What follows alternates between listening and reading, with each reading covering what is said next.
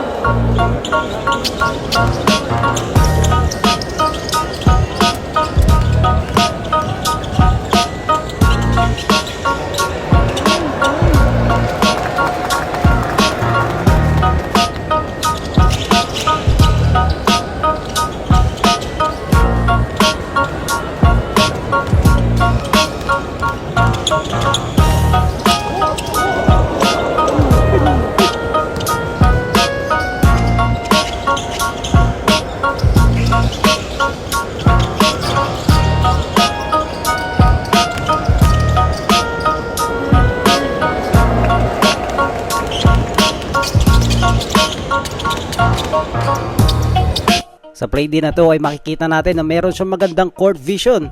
Gaya na lang ng pasa na to. At tila ba parang natulala na lang dito si Junmar Fajardo at si Dwight Ramos.